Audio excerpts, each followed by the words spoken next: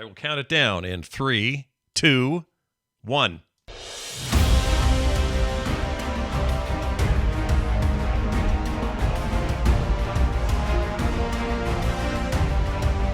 Fantastic Pixel Castle and Frog Pants Studios presents Word on the Street with Greg Street and Scott Johnson.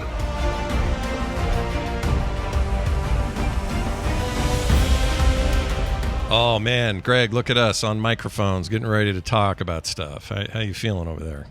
This is cool. We're really doing it. I've been looking forward to this. I have too. I've been secretly looking forward to this idea for a lot longer than you started this new company or even left your previous employers. I always had it in my head there was going to be some opportunity for me and Greg Street to sit down and talk on a regular basis, and we finally figured out a way. The way is I make my own company, so there's no PR people to interfere. That's right. I don't have to email through anybody. I have to wait for approvals. None of that stuff. Neither do you. We can just go for it and paint the wall, see what comes of it. Thrilled to be here, though, with you. So very excited to have you here. The thing is, people know your name, right? Greg Street. They know your name more than they know mine. And why do they know it? Because the name Ghostcrawler was infamous back in the day. Still is. And part of the reason your name was infamous is because you were a guy who could be counted on to sort of say things the way they were, PR notwithstanding half the time. If Greg had a thought or a controversial decision that was made about a video game, he was often going to say it, and then people might, have various levels of freaking out or whatever. In fact, it was one of my live shows at BlizzCon one year where you announced a very controversial thing happening to World of Warcraft at the time. Do you remember that? Oh yeah, it was flying, that we were no longer just going to let flying happen in new content. Yeah, you had to earn it. You had to go through a bunch of hoops to fly again, and you made the first utterance of it at this recording. And I felt for like the next 2 months, it's almost all anybody wanted to talk to us about. So you had this power of like, well, Greg says a thing, now we're all going to scramble and figure out what the crap he means, or why would they do this, or why wouldn't they do this? You were equal parts, I think, sometimes honest and the guy saying it like it was, and at the same time, some of those were things that people thought they didn't like or whatever. And I don't think gamers were used to that. They weren't used to that kind of relationship. So today's going to be a lot about that. Cool. And about how your willingness to talk is, I don't know, translating into a whole new way of running a AAA developer. For those at home or just checking this out going, wait a minute, what are you guys talking about? Well, let me explain. Fantastic Pixel Castle is the name of the new dev company. You founded this. How long has it been now? You've been at it for a bit, right? I think March or April, I was employee 1. Right. And on that day, I mean, I know you had probably people in mind, but was there a moment where you were like, oh, I'm doing this. I'm actually doing this thing, this Greg Street headed thing. It's no longer somebody else's company. It's going to be me and my people. Did that hit you at some point? It was wild because that was not my intent when I left Riot. I was like, okay, I need a job. And I talked to a bunch of the usual suspects, first party studios. And I talked to a lot of like VC types for funding. And it took a while before I realized, wait, I could probably do this. It was not a plan. It just kind of happened. Wow. And no regrets yet, right? You're feeling good about all this. The happiest I've been in my career. I mean, yeah, I know it's going to get harder down the road and there will be challenges, but so far, it makes me wish I'd done it years ago. You used to say, what was the old phrase? I'm Greg Ghostcrawler Street. I'm off the chain, and you're listening to the instance you used to say. Yeah. Or you were off the leash. That's what it was. Totally off the leash. And it feels like you're there in a creative career way. You are really off the leash. Like whatever those leashes were, they're all the leashes we all deal with in our workadays or whatever. But this is you with a fresh slate, and we'll get into who you've chosen to be with you and that sort of thing. And especially down the road on this podcast, we're going to talk to creators within the team. We're going to talk to artists, engineers, designers, some familiar names, some unfamiliar names, but they seem like an amazing crew. Was that hard to do that bit, to get that assembled?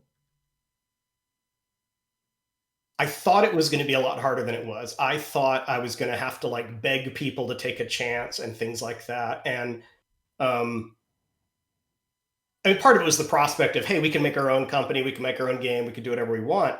But honestly, the remote aspect of it helped a ton. For kind of the first time in my career, I didn't have to say, hey, do you want to move to California and drag your family, across the country to hope it works out? Sure.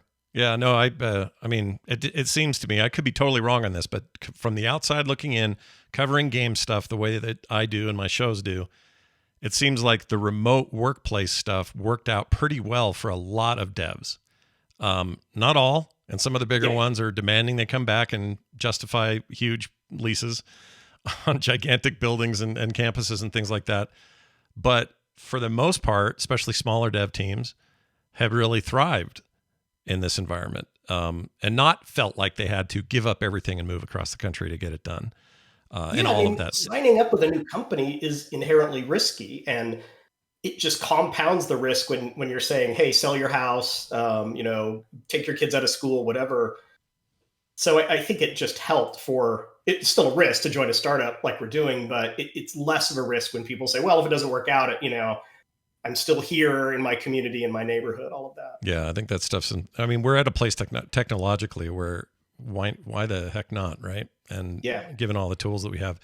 So before we move any further down the rabbit hole that is more about Fantastic Pixel Castle, even where the name came from, which I do want to ask you, let's dig a little deeper into your past.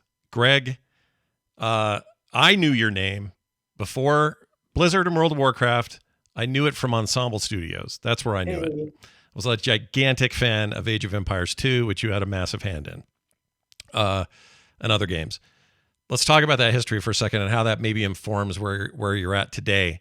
At the very least, do you feel like your time at Ensemble and at Blizzard and at Riot, I mean, obviously there are lessons there that you can take with you and move forward. Is there anything in particular about those experiences where you're like, I know what I want to do for my new studio? 100%. All three of those places placed a big premium on wanting to be a great place to work. They didn't always succeed, but that was a goal. They wanted to be a place that you wanted to be and wanted to settle down and maybe retire from. They all cared a lot about the employees, and they all cared a lot about players. Like, they viewed players are the stakeholders. It's all about like making a game that delights players. If you lose sight of that, like, what are you doing? Why are you in this business? And so I've tried to keep all of that. I think there's a commitment to quality that all three had, where they said it's more important to get it right than it is to like hit a date. Not everyone is gonna be the right person for these companies. There's supposedly they try to maintain a really high quality bar, and I think all of that. Yeah, I mean, I joked a minute ago about I should have done this a long time ago. I don't know if I could have. Like, I don't know if I would have had the background and the experience to do it if I hadn't gone to those three companies first. Yeah, it feels like there's a lot of dues paying and sort of just having that experience. I could understand that. But if we go back even further, I know people bring this up a lot. I can't help it. But when you started out in life, in your professional young life, you were aiming to be a marine biologist. Do I have that right? Yeah. I mean, I was a marine biologist. I got my degree. I had a job. I was publishing papers. The story I often tell is that being a scientist sucks. It doesn't pay well. You have very limited kind of freedom. You kind of go where the jobs are, and the jobs are not necessarily where you'd want to live. Very, very competitive to even get those jobs. And the only reward is you really, really have to love what you do. And they do. And I'm still friends with scientists and they love it. Sure. And I felt like I don't love it. Like, it's fine. It's good. But I would go home and play video games, and they would go back to their labs and work on their experiments or whatever. And I felt like I'm stealing the seat for someone who really desperately wants to be here. And that, when I came to that realization, I'm like, I have to get out. Like, this is not right that I'm sitting in this seat that's, hundreds of people out there probably desperately want. And what do I like to do? Well, I really like to play games. I mean, I really like to make games. Maybe I could turn that into a career. Sure. Do you feel like the skill sets, the schooling, everything else, lend itself well to game development after all that? There were two skills that helped a ton. One is, as a scientist, you really learn how to look at data, how to read statistics. And I was encountering a lot of business people, and they learn statistics in a really different way, and often a far less robust way. So interpreting the data, I think I brought that of, we can go a little bit deeper. We can actually try to figure out what's going on here and not look at this, look at this surface level of like pie charts and PowerPoint presentations.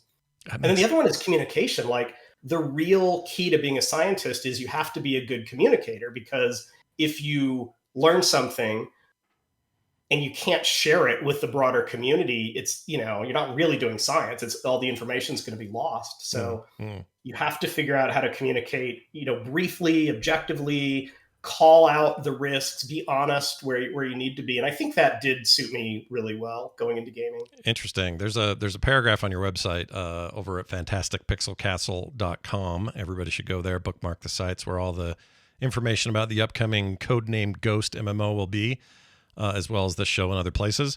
But you have something written there called examples. One of the examples from the site, partner with players. And this goes back to something you said earlier, and also I think fits well with what you just said about your previous experience. Every iteration takes our game to new heights. Partnering with our players builds trust and helps us embrace a wealth of diverse perspectives. Players play our game as soon as play our game as soon as it's meaningful, which empowers us to make changes, sometimes even big ones, when things aren't working. We talk about our vision, goals, and intentions with players so they can help shape the game through meaningful discussion. It then says, finally, everyone is empowered to and supported in engaging with players if they want to, and we always have a way to get player feedback on our work. A nice foundational concept there. How will you guys be different than the typical, how do I explain this without throwing any particular people under the bus? But like a lot of games not journalism, a lot of games presentation is somebody getting out in front of the game, sometimes on a stage, and saying, "We hear you.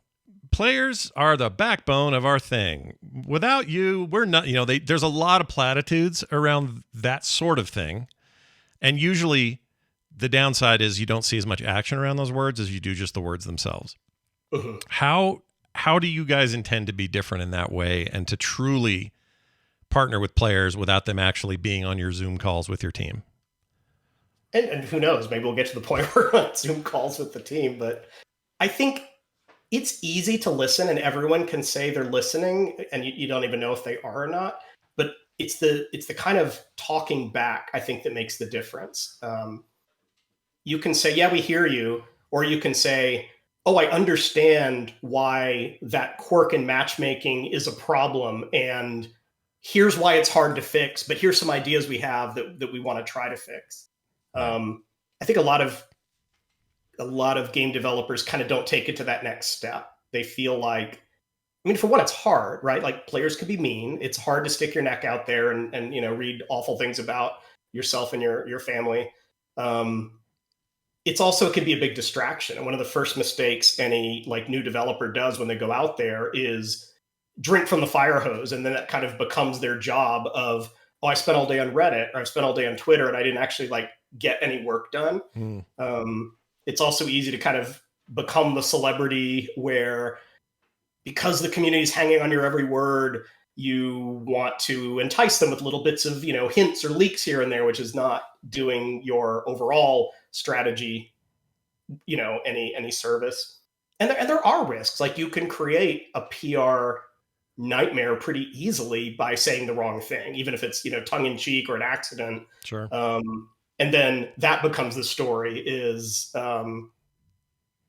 CEO of Fantastic Pixel Castle says something pretty racist, and that now becomes the story instead of let's talk about the game or something. Right. Yeah. And then hopefully that doesn't happen. No, I don't think it will. Well, I hope not. But, the gaming press is hungry for fun stories like this. It sells just like any other part of journalism. So I totally get that fear and why that would be that would be a thing. In your AMA the other day, I think we got a pretty good taste of the tone you're setting and your team is setting for how transparent you want to be about the process of making this game. And all of those things you just mentioned are real challenges. You mentioned there's a celebrity aspect to it. You're one of those dudes. Like it or not, people hear the name Ghostcrawler and they go, "Oh, I know that name, and I know these things, and he's compelling, and I want to find out what he's going to do and say and everything else." And he's the person that ruined World of Warcraft and then went and ruined League of Legends. Right. You get blamed you get saddled with all sorts of stuff when you have that level.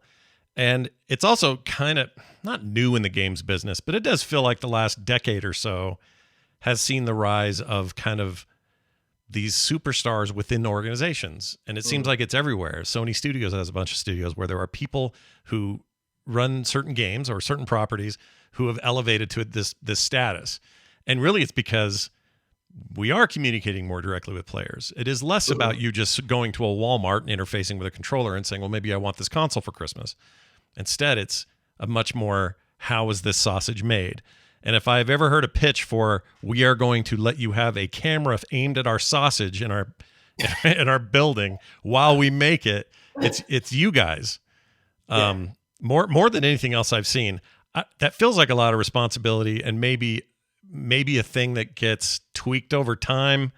I guess I'd ask if you're worried about that at all, becoming you guys becoming so transparent that you've become too transparent. I don't know what the word for this is. Are you worried about that? We do talk about it. There's a risk that it takes a lot of time, or we're constantly like putting out fires, or players say, well, you used to listen to us, then you stopped. What happened? If we announce like, hey, we're working on this class idea this week, and then in 2 weeks we're like, yeah, that class didn't work, there will be probably a few hundred players who are like, no, I love that idea, you have to give it another shot. And that takes time to deal with. Yeah. So I love, the reason I'm okay taking risks is I love to have mitigation plans. And so one of our mitigation plans is, look, we might have to talk less. I hope not, but that's, we can go out to the community and say, in all transparency, hey, we have to make a game also. And we can't just be, a company that talks about making a game. We still have to make the game, and we may have to talk less. I don't think we'd ever shut the cameras off completely, but, maybe no one watches our cute little podcast here. Maybe no one goes to our AMAs, and we could just do them, fewer of them over time. That's a good point. Yeah, I guess you adjust to whatever cadence is required down the road. And if it goes crazy, then you go crazy. And if it doesn't, you don't. So, and if players trust you and they believe what you're saying, then maybe you've earned a little bit of that respect, where they'll say, well, they want to talk to us, but they weren't making any progress on their game, so let them make the game. Yeah, no, that's an interesting aspect of this we're going to have to follow as we go forward. But a lot of people are going to tune into this because they want to hear how this game is getting made. Right now, you've got a code name for it, Ghost. Probably not the final name. And did that just come from your moniker, Ghost Crawler? Is that where that came up in meetings or whatever? It did, and honestly, I didn't even pick it. There was a time when there was like a list of studios and games, and someone's like, oh, let's just call it Ghost. And as often happens, that the name stuck. Sure. I even told the team, like, I'm a little uncomfortable with. I don't want this to be like Greg Street's game. It's a team. It's our studio's game, and I'm fine. Leveraging whatever limited celebrity I have to help with the PR of it all, but I want people to join the studio because they're excited about it. Well, Brian Holinka can take a lot of that heat for you. He can tank. Yeah. Just let him tank the whole thing. Speaking of which, I know we're early, right? The company doesn't have any gameplay to show yet. We've got some cool concept art, some brief descriptive stuff on the sites and that sort of thing. But how in stone are things like, and not to retread a lot of what happened on the AMA, but like the holy trinity of tank, DPS, and healer, is that even part of the conversation? You guys aiming for something completely new? Like, we don't have to get too much into the very specific weeds because we are early, but how much of this stuff is formed in your seasoned game designing brain at this stage? I mean, that was a particular example we talked about early. I said this a little bit in the AMA, but I really think the way to make a game is you have to be very explicit where you're willing to innovate. and very explicit where you don't want to innovate. Because if we try to innovate everywhere, like that's the recipe for the 10-year game. We don't want it to take 10 years. So we talked about it. I said, hey, we could try to make Holy Trinity one of those areas we innovate. What are our chances of success, of really coming up with a design that is not that is cool? What, how long will it take? Do we want to kind of spend our points there? And we kind of came to the conclusion, Holy Trinity's okay. Like, yes, I'm sure we could make it better. Yes, it has flaws. We all know what those are. But let's spend our points instead making a lot of classes and just saying, yeah, this dude's a healer, this one's a tank, and players know what that means. Right. Yeah. And so it's about like really calling your shots and deciding we're going to innovate in this space. We're not going to innovate in this space. Yeah. That's the whole point of the show is inside baseball. So I'm going to ask you an inside baseball question. There probably is a temptation to want to rewrite the script sometimes, right? Like you've seen big successful games. You were involved with multiples of them, and World of Warcraft in particular in the MMO space is the king of the hill, and it has been since its launch. So a lot of people look to it and say, well, what does that game do? Therefore, we should be different in these ways, maybe same in these ways. But I always wonder if there's a temptation to say, oh, we've been doing that Trinity thing for too long. We got to come up with new ideas, to the detriment of the plan, because turns out those ideas might be awesome already, and it's a solved problem. Like you're trying to solve. There is no problem that someone already did it, but you feel like you need to be different. Do you guys feel that pressure there? Oh yeah, and already we've seen players that are like, oh, well, if you have the Holy Trinity, I'm out. I'm not playing. Or if you do any sort of like tab targeting healing, or I don't even know if I'll have loading screens. Hopefully not. But people are like, oh, if you have loading screens, I'm out. And I mean, you can't avoid that to some extent. Sure. And we aren't literally trying to make a game for every gamer in the world. There will be people who love the game and people who it's not their cup of tea. And that's fine. And I really view a big part of my job is to keep the, when you go bowling and you're not very good at it, or you're a little kid and you put up the bumpers so that the ball doesn't go in the gutter. I view a big part of my job as the bumpers of like, yeah, great idea. That's just not what we should be focusing on right now. Yeah. And some of that stuff can come over time, but it feels like you got some foundational stuff that goes into the ground first. And yeah, it's interesting because when I started the Riot MMO, and I'm not going to give away any of their secrets or anything, but I felt like it was really important that everything comes from the team. So when we started, we had almost no design, no paradigm, and that I wanted that to bubble up from the folks on the team, and it did. And so when I started the new studio, I said, I think we can move faster if I just say, look, here's the game pitch. And when I'm interviewing people, I'm just going to give them the game pitch and let them say, yeah, that sounds awesome, or that's not for me. I talked to an art lead who I was really excited about, the pitch. Yeah. And they said, well, look, I really want to do super realistic Dark Souls kind of art. And I'm like, that's not the game. And he's like, cool, we'll stay friends, and yeah. That was a very efficient conversation, rather than him joining the studio and realizing down the road or trying to kind of push us in a direction where we didn't want to go. And so, yeah, TLDR, I kind of made a pitch for what the game would be. And as we started to recruit people, said, look, this is the game. Does this sound like something you'd be interested in?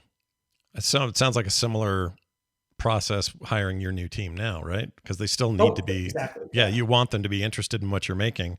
Which actually brings up, this is a total side question, but it just popped in my head, so I'm going to do it.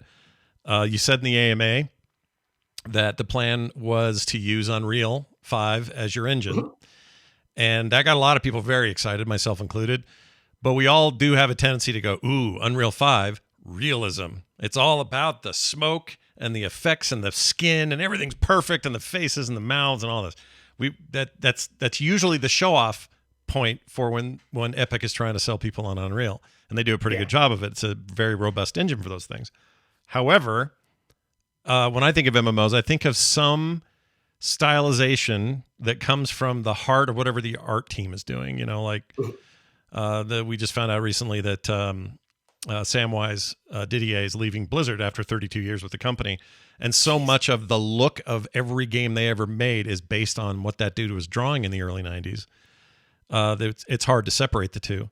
Mhm. So I guess what I'm saying is, do you guys, at this stage anyway, foresee a more stylized approach, or are you leaning towards realism? It sounds like tonally, well, I guess we don't know that either. But where are you aesthetically aiming at the moment? I don't think it will be hyper realism. Like I don't think it will be Call of Duty, Madden level of, oh, it looks like a photograph. Mm. There's a lot for Unreal we can leverage, like ambient life. You see a flock of birds fly by, or the smoke looks really awesome, or the spell effects look really awesome. I think we can do that without having like a ridiculous cloth shader so that when you get a new cloak, it shimmers in the light, or shows battle damage or things like that. I mean, all of that is cool. It's just not the kind of decisions you make when you want a game with 50 classes and hundreds of enemies and large fighting and all that sort of thing. Right. I don't want to say stylized, meaning like, oh, it's going to look like Fortnite, because a lot of Unreal games look like Fortnite, or it's going to look like World of Warcraft because that's an MMO. I think there's a lot of room to have an art style that we can own. I would really love it if you looked at a screenshot of Ghost, way down the road when we have a lot more art, and say like, oh yeah, I know what game that's from. Yeah, that's a cool thing. An immediately recognizable thing like that is good. Also, there's something to be said for, say what you want about WoW's quote unquote aging systems. That game made a decision very early on, as opposed to other MMOs of its time, EverQuest 2 in particular, to not aim for realism, because the standard for that was going to change too quickly. Yeah. In other words, realistic sort of faces, bodies, movements, whatever that you were trying to do in 2004 were going to look pretty darn rudimentary by today's standards. Yeah. So starting with something that was already a stylized version of your world, and everything kind of was a cohesive part of that stylization, I think has served that game extremely well and given it long legs. So I would assume that Fantastic Pixel Castle would be interested in something similar, not necessarily similar style per se, but being able to get the longevity, the unified look of everything, the unique look of everything to be your own deal. Oh yeah, exactly. Like, it would be wonderful if we have a game that, lasts 10 years and beyond. We do want to think about that a little bit, and we don't want to be in a situation where every year we have to like redo all of the art because it looks dated.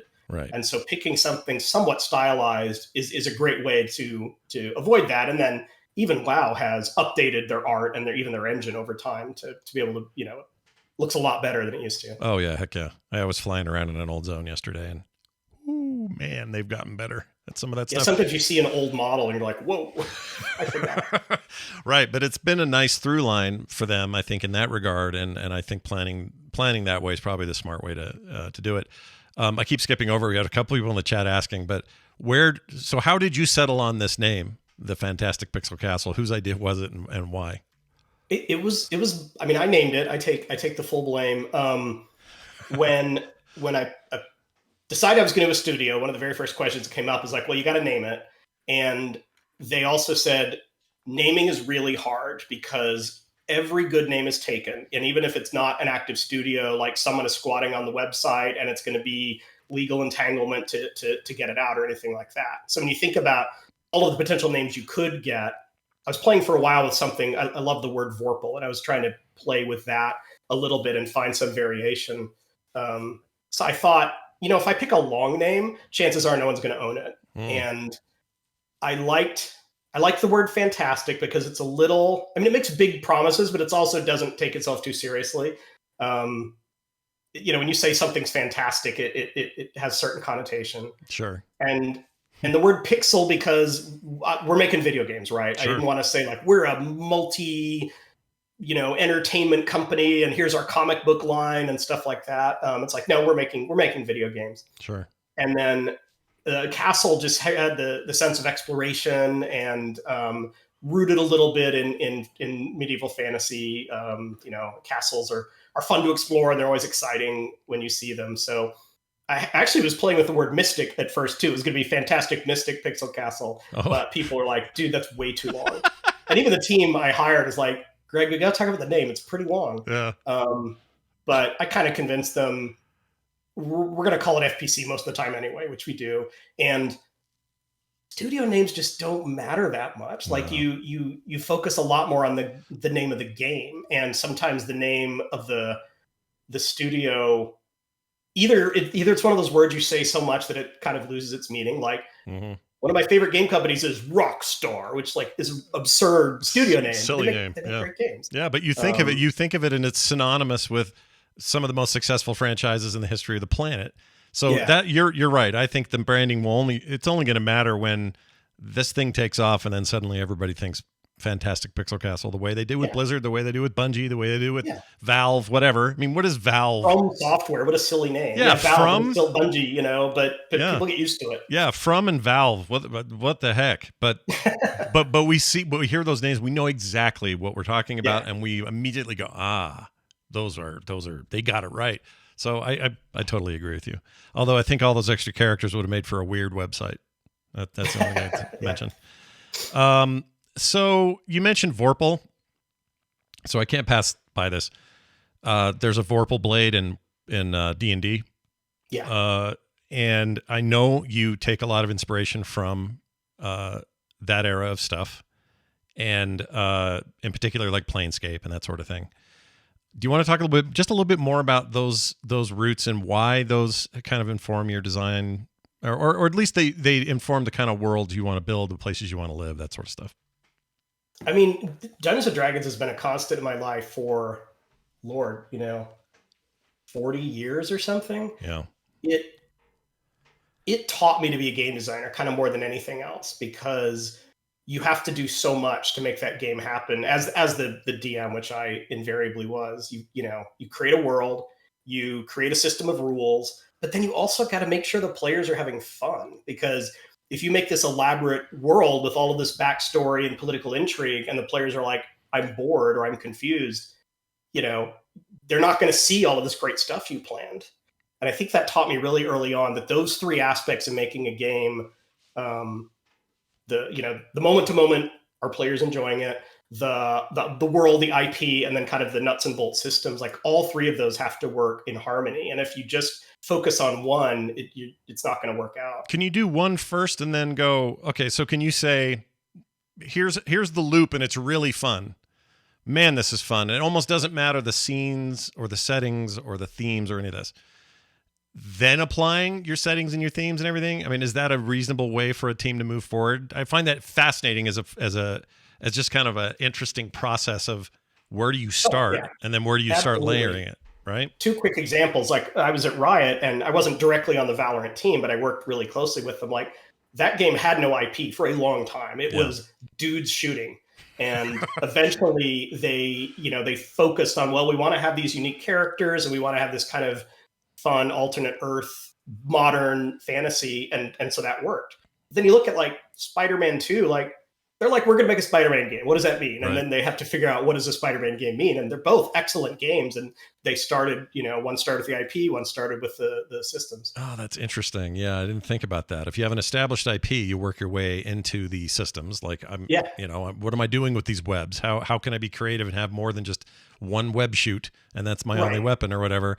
As opposed to the other. If you've got a designer that's like, hey, I'm really having fun designing all these different guns, and you're like, dude, it's a Spider-Man game. Spider-Man's not going to shoot the guns, like, wrong game. It helps you focus, and it helps you decide what's important and what's not important. That's really interesting. So is there anything else you can say about the fundamental, not mechanics, but the fundamental plan for the mechanics for the game at this point? You mentioned tab targeting earlier versus other methods of controlling characters and engaging in combat and with the world. Any of that settled on yet?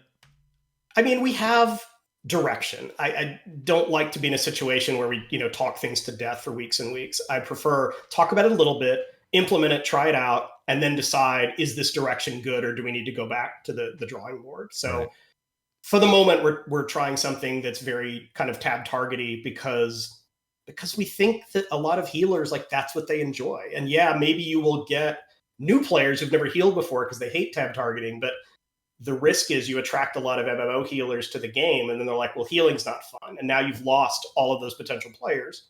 So yeah, maybe it won't work, but that's the direction we're going for now.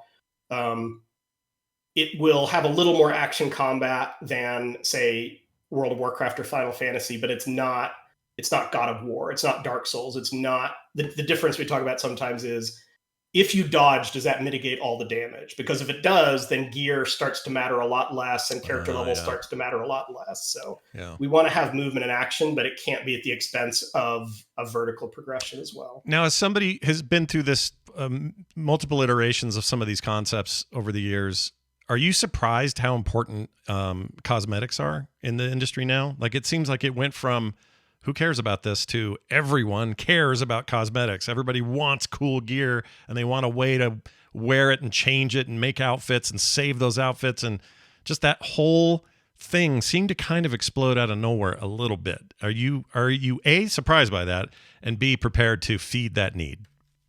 I'm not surprised by it. I mean, MMOs are a social game. So one of the things that's really important is, hey, I have this cool thing I want to show you. Or having like some stranger be like, oh, I love that cloak. Where did you get it? That all of that stuff is really important. Players like to express themselves. Players like to stand out from the crowd. Players like to say, like, this is my identity. I'm an edgelord, or I'm into cute things, or I have this mismatched look because I don't care. We're really prepared to embrace it. We have building in the game that we're integrating into gameplay. A lot of time player housing is kind of an afterthought or just about cosmetics, but the fact that you can make houses or villages or even fortresses gives us a lot of opportunity for players to say, and I want it to look like this. I want it to have cute curtains and flowers everywhere, or I want it to have heads on spikes and, and black iron.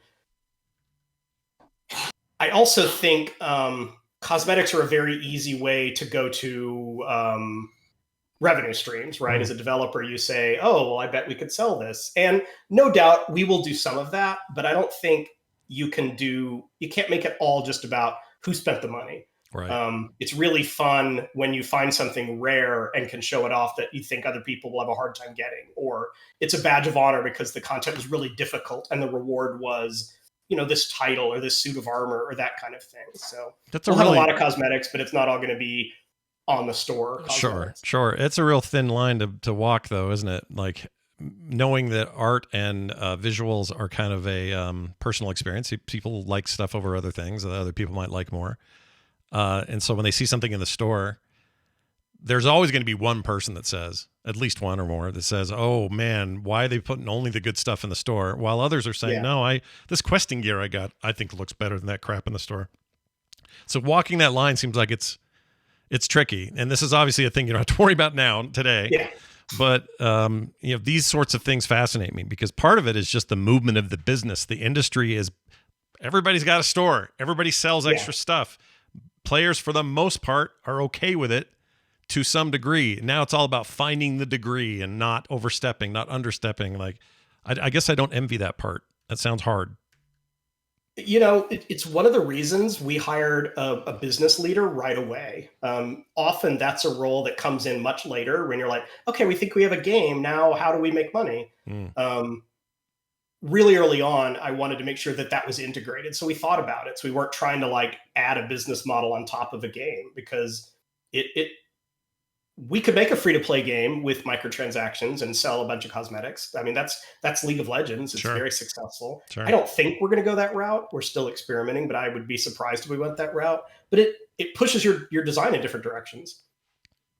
Yeah, that's so it's helpful to decide early on that what is our basic business model and how do we want to and it's icky to talk about making money, but I have a team. I have to pay them. So gotta pay them. We want to make sure that there is a business model there. We're not just doing this out of the goodness of our hearts. Right. We all wish we could just make video games and everyone could play them and, what a utopian ideal, but I don't think we live in that time or ever have. Now, the advantage is we don't have, an EA, an Activision, a Microsoft saying, hey, we have to make quarterly earnings. So you need to make a new cosmetic to stick in the shop because we've got to, hit our targets or something like that. I think one of these questions is a really interesting one we got from a listener. I'm gonna throw this one at you right now. This is from Tanner, who sent in a text to 801-471-0462. You can use that number, by the way, to send texts and voicemails for the show. So please use it. Again, 801-471-0462. Won't cost you anything. It's just a normal number. And this is what he said. Hi, Greg and Scott. I'm very excited for whatever you all have brewing. As someone who knows absolutely nothing about what you're working on other than it's an MMO, what is your elevator pitch that you would use to set you apart from everybody else? Thanks, Tanner. I would add to this, not that you guys need to, your job is not to make sure you separate yourselves from everybody else. I mean, we're all kind of, we're all gamers. We like lots of different kind of games. Aside from that, though, what do you think your distinctions are going to be? The big one for us is the fact that we have kind of two different types of play spaces, which is an attempt to solve a big problem that we see in the genre, which is what is the role of other players, particularly randos, strangers. If you take the strangers out of the game, well, you don't really have an MMO anymore. You have an RPG. You have something that looks like Dungeons and Dragons. That may be a fine game, but I think a lot of people would reject it as an MMO. Sure. On the other hand, those strangers can, they can often get in the way. Like, you're a role player and you're staging a wedding and some Yahoo comes, dancing through the middle. That's not awesome. Or you're trying to, set up some kind of organized PvP and now new people join and throw off the balance. That's not awesome. And one of the big things it does is the presence of other players makes the world feel very not alive, because you need to make sure the quest giver is there for the next player. You need to make sure the boss respawns for the next player. You can't chop down a forest or other players won't have any trees, And so it's not really an elevator pitch, so I'm going into a lot of detail here, but the fact that we have the blue shards, which are for your friends, or who, they don't have to be friends, but you control the gate, you control who comes in. Sure. You can say, nobody comes in, this is my private playground, or you can say, I want to have a lot of people in, and because I'm creating this fun, exciting situation for them. And then you have the red shards, which are more conventional MMO zones where you might ask for help on a particularly tough quest, or the boss might be down, but hopefully will respawn shortly thereafter because there's a bunch of you standing around waiting for it. And that's where you get the sense of community and the kind of fun unpredictability that can happen from having like lots and lots of players in a space together. We can just call this a tall building where the elevator took more floors than normal. It's a fine elevator pitch. I have no problem with it.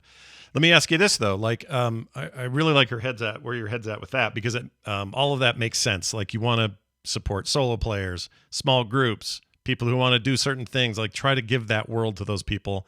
That makes sense to me. Do you guys worry, or how should I put it? Is it important for you guys to find out or figure out the best way for strangers to play together and achieve a level of friendliness that right now is more prevalent in games like Final Fantasy XIV than they are in WoW? You always hear this, and it's true in my experience. When I play FF14, people in dungeons, if I mess up, it's my first time through, whatever, they're very kind. They're like, oh, it's no big deal. It's your first time. Let's go again. I'll explain it. Yeah. We do it again. They help me with the mechanics. We go through it. In World of Warcraft, less so. It's usually you'll get kicked, or someone's like, what's with the noob or whatever. Yeah. Some of this is stereotype, but it's based on real experiences a lot of people have had, myself included. So I guess what I'd say is, obviously, everybody, Blizzard included, would like a world where everybody gets along in their game. Do you have to do much thinking at this stage to try to aim it that way? Oh, yeah, you have to do a ton of thinking. I mean, a lot of it comes down to a million little decisions that kind of drive the community into one direction or another. And I can give you a couple of examples. In World of Warcraft, and I love World of Warcraft. I pick on it a lot because I'm very familiar with its shortcomings, but it's a great game. If you're farming ore and you see another player, you should probably go find a different place to farm ore, because you're going to be competing with that person all the time, and that kind of sucks. Yeah.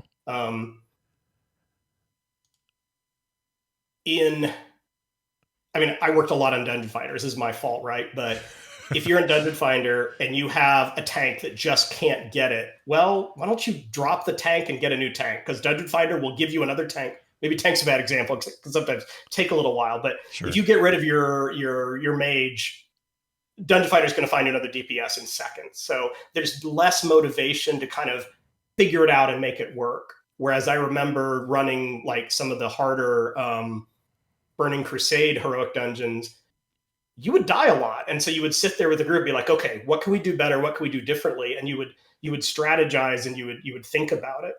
Right. Candace on our team calls this benevolence, where you want running into other players is a good thing. You're happy to see other players. And Guild Wars did a really good job of saying, we're going to make this really important in our game, that running into another player should always be positive and never be a bad thing.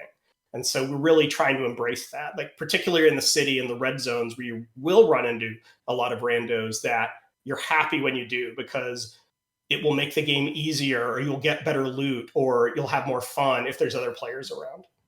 Candace is a good influence on the team, by the way. I like her a lot. She's good. Yeah, she's awesome. She was a great hire. Very happy to have her. Yeah, she's great. We got another question here. Oh, somebody in the chat said something interesting. Let's see if I can find it. In WoW Hardcore, everyone is super friendly. And I wonder sometimes if that feeling is because there's a rarefied, we're all in this together because we're all going to die if we don't kind of thing. So maybe some of this is just the systems are built around having the right kind of risks or the right kinds of rewards or risk-reward ratios, so that people feel invested in making sure everybody gets a chance, has an opportunity, and if they fail, well, it's not our fault, but we kind of are all in this together. Like those sorts of notions, it sounds like they just would be really hard to balance with also trying to make things convenient, like just swap out your tank, swap out your healer. Yeah. And difficulty for sure is a big part of that. I also think it's around pacing. Like original vanilla WoW was kind of a slow game. I mean, faster than maybe EverQuest, but you weren't going to get a new piece of loot very often. And you might run a dungeon several times to get the item you want. Whereas over time, we got to the point where players were kind of expecting to get a new blue item maybe every day, maybe every dungeon. And so that really pushes the community towards efficiency. Yeah. Like the most valuable skill in World of Warcraft is efficiency. And maybe the second one is game knowledge. So when another player is making you less efficient, that's a problem. Yeah. Yeah. I think, that stuff's complicated because now you're dealing with sociology. You almost need to hire a sociologist on the team. I thought about it. I would love to hire an architect, like a real architect, to help us make buildings. And part of our IP, and there's a lot we could talk about the IP, that's probably a whole episode or two. Yeah. We really want to have like high fashion be a thing rather than a bunch of peasants dressed in rags. We really want even the NPCs to look awesome. So I think we'll probably hire like a fashion designer or someone who's an expert in costumes, and not, our artists can be wonderful at it, but just to help level them up a little bit. I love that idea. Overbite on Twitter/X asked this question. Great to see a new studio making MMOs, especially one with the pedigree of Ghostcrawler. Are there any plans to create any non-MMO games from the studio? Probably way too early for this, but potentially maybe. No, I mean, the answer is no. And I think that's a really important answer because again, it's about focus. And right now the studio is making Ghost. And if Ghost is successful, will we make another game? Like, yes, that would be wonderful. Will we dabble in different genres? Will we do comic books? All of that stuff? Yes, asterisk, Ghost has to work first. Right. And I've seen, even Blizzard and Riot struggle with this a little bit, of seeing the shiny object and saying like, oh, well, we're also going to do this, or we're also going to do this. And, let's make TV shows and let's make games that we have no experience making because we love those games as players. So right now we're basically the studio that makes Ghost. And if we're successful, wonderful, then we'll branch out. We'll talk then. Yeah. I think that's a great way to do it. Eat what's in front of you, Yeah. That's what my mom used to say. I have a voicemail that's a little weird, but I'm going to play it. I think it's actually a good question. You touched on this a bit in the AMA, so some of this might be a little redundant, but I thought the way that they sent the question in was fun. So anyway, Here it is. Hi, Greg and Scott. My name is SteadyAim24. I am sending this message via an AI voice generator for a reason. I wanted to ask you what your team thinks about AI-assisted development. Everything from NPC voices to terrain generation. I know you guys touched on it in your AMA, but wanted to see if you had any further thoughts on the ups and downs of using machine learning AI models in game development. Thanks. All right. A great way to ask that question, I think. That's so funny because Yeah. it's AI, right? It's pretty good, right? So I mean, you've had some time since the AMA to kind of mull this around a little bit. I assume, I'll just get this out of my system. I assume that because AI and artificial intelligent routines have existed in video games for a long time, you're playing Halo, you want the enemies to behave in ways that are convincing. That's a little bit of AI. It's the old kind, not maybe machine learning or, generative models or all this stuff. But still, we're getting computers to do our bidding, right? It seems to me that if the opportunity was there for you to say, all right, we got to create a continent and we need to fill it with content. First things first, it needs ground, trees, mountains, hills, valleys, rivers.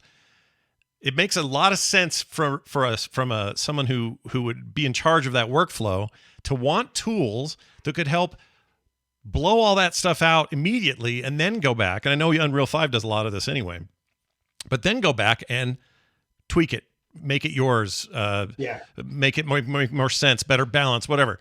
That stuff makes sense to me. I think what people are mostly worried about, if I had to read the tea leaves on this call and others that have talked to me, it's they're worried that NPCs will all be not real actors, that you will do content or quests that are generated by a machine that it thinks are really creative and fun, but the player will be able to tell, well, this is Chat GPT telling me to go kill 10 goblins, and I can tell. That kind of stuff, like where your head's at since the AMA and since we're in the midst of this AI freak out that we all live in, I'd love to get your take. I mean, AI freak out is a good term for it. I think AI will change this industry. How it's going to change it, I think, is a little early to tell. And I think it's hard. People are making bold predictions, both in terms of, oh, you're going to be able to make a game with 10 people, or, oh, we're no longer going to have voice actors or artists because AI will do it. I mean, right. I don't know if we'll end up at either of those extremes. Hopefully not. In the short term, there are areas that AI is really helpful for. One of those, like you said, is terrain generation. And I'm not even talking about, okay, AI, make me a level. It's more about hand painting each individual flower on a hillside is a thankless and sometimes even impossible job. Yeah. Like Horizon Zero Dawn does a lot of procedural generation of their terrain because there's so much of it, and it's right. It's beautiful. It's still a human at the behind the scenes directing it. Another example is, I know the guy, and I'd love to hire him, who animated if you've seen Coco, the Pixar movie, spoilers for Coco, but because it's a Day of the Dead themed movie, there's a marigold bridge that takes them to the underworld. Oh, right. And the marigold bridge is made of moving flowers, and there's thousands or millions of them. That would be very, very unrealistic for an artist to hand animate. So that's where you use AI to say, like, make this bridge look beautiful. I'll give you a lot of parameters. Yeah, nobody was complaining about particle generation when they exactly yeah. It's in World of Warcraft, one of the really crappy jobs for the level designers is to go make the continental shelf, where you go out into the water a little bit and there's a shelf, and then eventually it drops down to the ocean floor. Right. And there's rarely a lot of gameplay there, but players will see it. Like, someone's going to go into the ocean, so it can't just be like a straight polygon down. So usually it would be like the lead level designers who would take the very not fun task of going in and just adding some hand-drawn cliffs and stuff there. That seems like a great job for AI. Yep. We have to wear a lot of hats right now at the studio, and one of the things I like to do is create monsters. That I find it fun. I've had a lot of practice doing it. And when I come up with something new, I do use AI to get a very rough idea of what I'm talking about. Like, if I'm making we don't have minotaurs, but imagine we had a minotaur. You could have a very noble looking tauren, or you could have a kind of like scraggly, scary looking monster from like God of War or something. Sure. And using Midjourney or something to get a very rough draft for our actual concept artist of, hey, this is kind of what I was thinking about, is really helpful. It's much faster than me drawing it myself or getting the concept artist to make that very early sketch. And then the concept artist will come up with something awesome. And that's what we'll actually use. And then like one more example, people talk a lot about NPC banter. Josh Sawyer is a, really smart designer on a lot of RPGs, had a tweet recently where he said, do you really want lots and lots of NPCs to say kind of not interesting things? Because that's what you get when you give them all AI generated dialogue. I follow him too. He's a cool quest for you. He's an amazing follow, by the way. Yes. The reason I even started following is I played Pentiment. He's a game he headed for Obsidian, right? Yeah. Amazing game, incredible game. And speaking of a game that relies so heavily on artists to do its thing. Yeah. And dialogue is everything in Pentiment. And if you just talk to some random monk and it was just AI, it wouldn't work for that game. Yeah, I just think there's a lot of confusion out there about, look, I half of my business is I draw, I illustrate, I do comics and cartoons. Like I understand this fear of, the machine's going to do it for me. I totally get it. But what's actually happening and why I think this is a good discussion to have, and I'm glad that it came up today, is there's so much nuance to it. People think it's just make a thing and it makes a thing and you're done. That isn't how any of this works. And you could say, well, what if it gets better? Well, it will get better. But as that gets better, our use cases for it gets better. Those machines will always be slaves to our creative needs. Trust me. That's how it's going to go. I'm sure of it. But anyway, that's for our studio, we're going to hire a lot of writers. We're going to hire a lot of artists. Shanti, who leads our IP team, had a really good idea that when we show concept art, like we did in the AMA, we're going to credit the artist on there. That way, that was a human who did that. And that human gets to take a little bit of pride in their work. Sure. Why were you called Death Shrimp? One final question somebody asked. They didn't leave a name. It's anonymous. Why were you called Death Shrimp when you worked at an Ensemble? I mean, Ensemble, like many companies, nobody posts under the real name. You have to have like a cool handle. And we talked about when I was an oceanographer, I studied crustaceans. And one of my favorite crustaceans is the mantis shrimp. If you don't know what a mantis shrimp is, go Google it. They're awesome. Yeah. So I named myself Death Shrimp after the mantis shrimp, because you don't know what a mantis shrimp is. The word mantis is kind of weird in there with the shrimp. Yeah. Weirdly, I had to drop that name when I went to Blizzard, because to post on the forums at the time, you had to make an account with that name. And someone had already taken Death Shrimp, probably because of me. So rather than like taking that name away from them, which by the way, we ended up doing for Ghostcrawler at Riot many years later, I just picked something new. Really? So somebody had your Ghostcrawler name. I mean, that's only fair. You should get it. You should get it. It's a tough question, because like that was also that person's identity. And like, most likely they had picked the name because of me, but at the same time, we did take it from them. And I kind of have mixed feelings about whether that was the right thing to do or not. Maybe. On the other hand, like I hate the thought that, am I going to dabble in blue sky? Well, I better go claim Ghostcrawler because someone else is going to. So, right. You don't want anyone to take it from you. I understand. Yeah. Well, thank you for sending all these questions in, everybody. Keep them coming. I know I've seen some really good ones in the chat. Some of them we've addressed, many we haven't. So if you did not get an answer here today during our first episode, please text us 801-471-0462. The shorter you keep them, the more likely they will be here. Same with voicemails. We just like to be nice and efficient if we can. And we love hearing from you. So like, you hear about Greg in his studio wanting to be very player focused, player feedback focused, very front facing with players. We want to be that for this monthly show with listeners as well. We want to hear what you think. We want to hear the kind of questions you have. Even if you think they're hard ones, ask them anyway. All right? No holding back. He's off the leash. If you have concerns or there's things you hate, like we would love to hear that too. That's part of it. Absolutely. Unless it's like, I hate Scott's voice, get another host. Well, then forget it.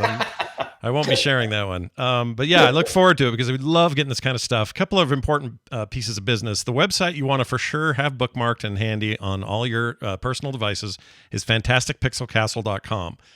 Links to everything that happens with the game and around the game and this show and other stuff. You're going to find links to everything you need. It'll always be kind of your home base.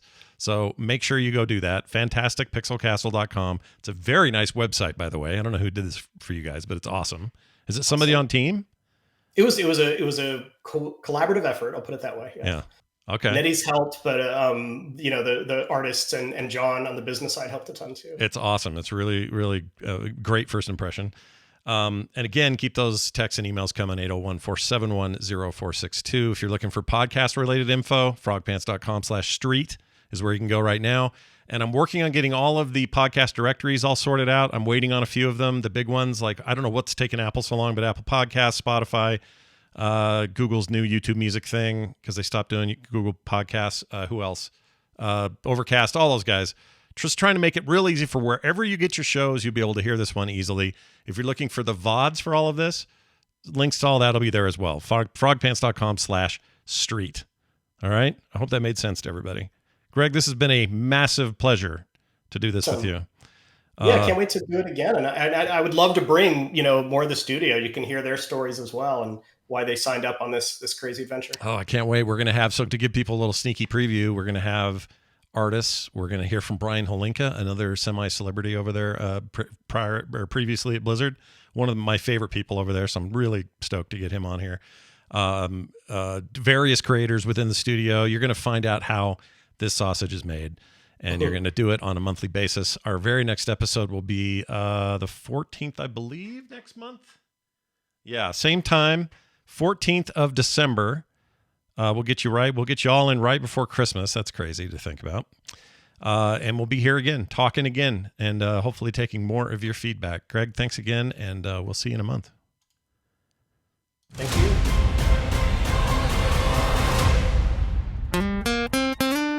Get more at frogpants.com. Yeah.